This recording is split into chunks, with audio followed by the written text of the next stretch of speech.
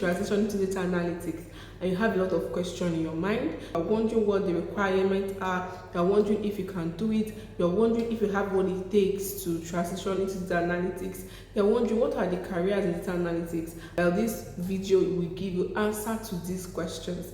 After you're done watching this video, to find out that it is not so difficult as you think. I'm going to help you plan your way into transitioning from your current career or your current business or field into the world of data analytics. Okay, let's begin.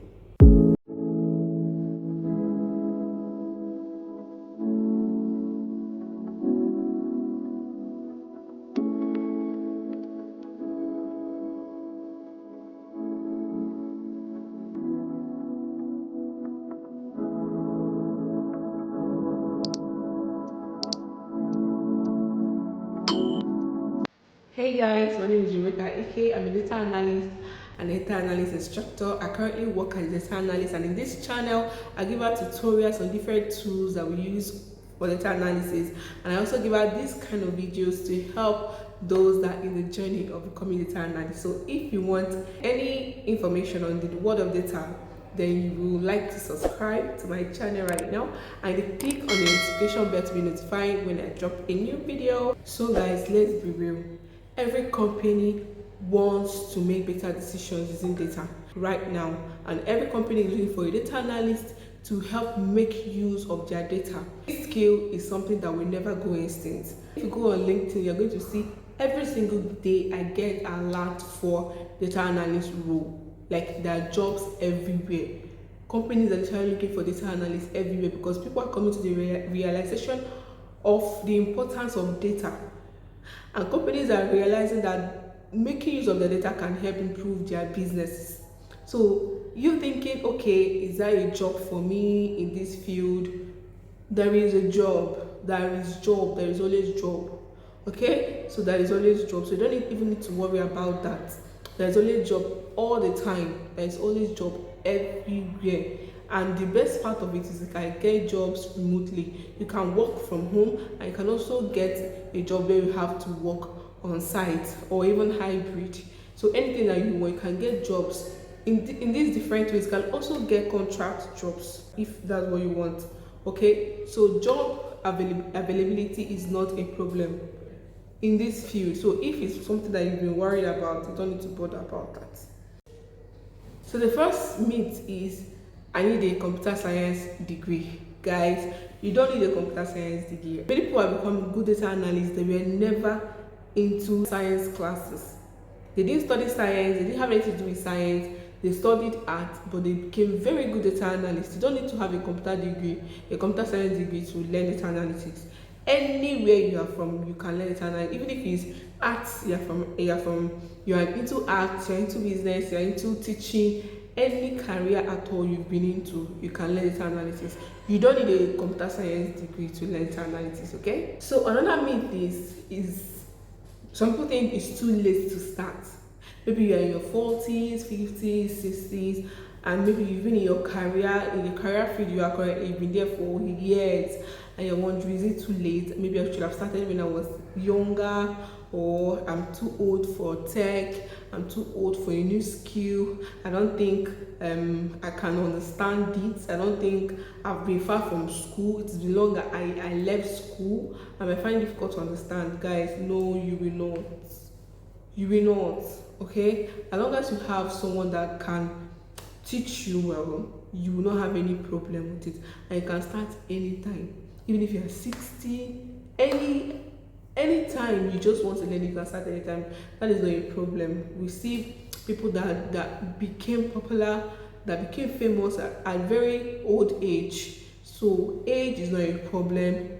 Your mental capacity is not a problem. I've seen people that graduated from school 20 years ago, learned data analytics, and they understood it. They understood it and they are doing well in the field.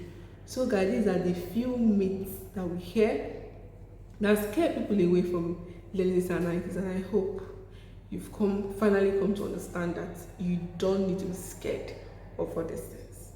Now let's talk about how we can transition into the data analytics field, how you should do it. Okay, the first thing is that you need to understand what a data analyst do. So you need to understand what a data analyst do. You need to understand the job, you need to understand the processes that it takes to analyze data. You need to understand everything that goes on in analyzing data. You need to understand this very well. So I even advise people, before you start learning, do a research to understand all these things very, very well. So you need to understand what it is, okay? You need to understand the processes. The processes are data collection, data cleaning and transformation, data and the analysis and the visualization and the reporting parts. These are the processes that it takes to analyze data. So you need to understand it. Okay? Then the second part is learning core tools. The core tools that we use for data analysis, and those tools are tools like SQL, that's SQL, structured query language, is a programming language that we use to analyze data. Many companies has databases, and databases contain data. They contain tables, they contain data sets. So data sets or tables are stored in databases, and a lot of companies make use of databases. And SQL is a programming language that helps in managing databases. So you need to learn SQL to be able to manage the database of companies effectively, right? And analyze or manipulate data effectively. So another tool you need to learn is Excel. A lot of companies make use of Excel, so you need to learn how to use Excel to do sales reports. So you can use Excel to do reporting. So you can use Excel to analyze data and visualize and report your analysis. Then another tool that you need to learn is Power BI. Power BI is a visualization tool. It's one of I think we have two best visualization tool, which is Power BI and Tableau. So you can either learn them both, but what I advise people is, as you are starting, learn Power BI first before Tableau. Maybe when you are done and you've learned other ones very well, you can move into Tableau. So learn Power BI is good for visualization.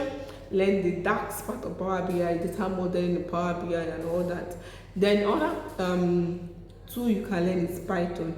Python is a programming language that we also use for analysis and visualization. So you can also learn Python. These are the core tools that you should learn. There are so many tools out there, so many tools, Looker Studio, so many tools that you can learn, but these are the core tools that companies required for you to be an effective data analyst. So these are the tools you should be looking out to learn. Also, I forgot to mention, you should learn basic statistics.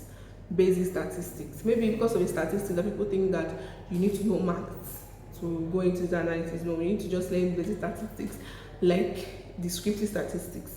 Descriptive statistics are like all this mean, median, mode, standard deviation, and so on.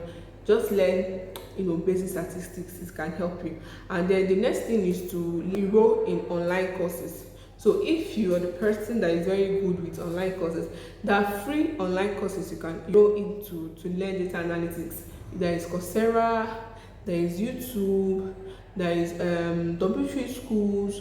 I made a video on those websites. I'll put up there, so for you to look through it if you are looking for a free website where you can learn data analytics.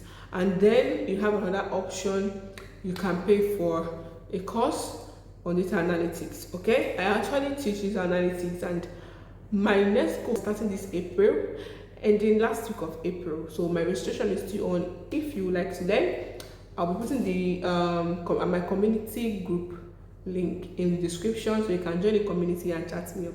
Let's begin. Okay, so I advise people to pay for data analytics course because it will just make your work a lot easier, a whole lot easier. Someone is there teaching you what you need to know and teaching you how a data analyst thinks. YouTube videos can just show you how to use the skills, but you need a mentor, someone that that you can access, that you can talk to, that can pull you through. Let's say you are practicing on your own and you have something to you come across an error or you get stuck. who are you going to talk to? Who are you going to ask to help you? If you're watching YouTube videos or all these website videos, who will you ask to help you? So that is why I advise people to pay for courses, so that you can have mentors. When you pay for courses, you automatically have mentors that you can always ask, that can always help you and put you through. And you not just learn the skill, you also learn how to get jobs after you are done. And that is what I teach. I don't teach the skill, I also teach how to get a job after you are done learning. It just make your work a lot easier. It will just reduce the time that you will spend trying to learn this skill. So after you're done learning, the next thing you need to do is try building real life projects. When applying for a job, recruiters look at for projects. They want to see what you've done. And when you're working on project, make sure you work on real life project. Make sure you work on projects that solve real life problems, like business problems and so on. Work on projects that solve problems. Okay, so you can get free data sets on websites like Cargo. I also made a video on where to get free data sets or where to get projects that you can work on. I'll put the link up here too, so you can go check that out after you're done watching this video, so you can find out websites where you can get free data sets from. So when you get these free data sets, you can use it to build projects and put them in your portfolio. So that's the next step, building a portfolio. So when you are done building projects, have a lot of projects that are meaningful, that solve business problems. Because as a data analyst, you're going to be solving business problems, company problems. So you should work on projects that can solve problems. Some people, what they do is that they work on, they just analyze sports, they just analyze their hobbies. That can just be for fun. But when you are looking to get a job, or let's say you have a particular sector where you want to get a job, maybe you want to get a job as a data analyst in a health sector, so you have to analyze, you have to work on project that has to do with health.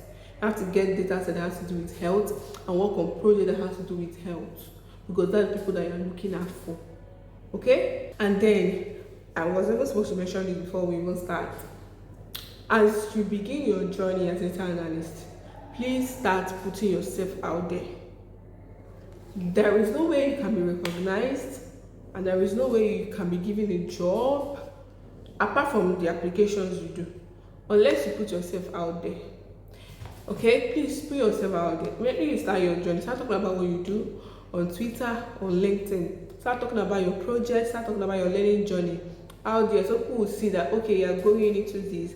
People will see that, okay, you can do this. And as you put out projects out there, you put out dashboards out there, people are like, okay, this is good. And that's how recruiters can reach out to you and get you a job. I've gotten a lot of jobs, a lot of engagements, speaking engagements, just because I was active on LinkedIn. I made a video on that. I'll put that over here, so you can also watch that. I've gotten a lot of opportunity just putting myself out there. Okay, so put yourself out there. Optimize your LinkedIn profile.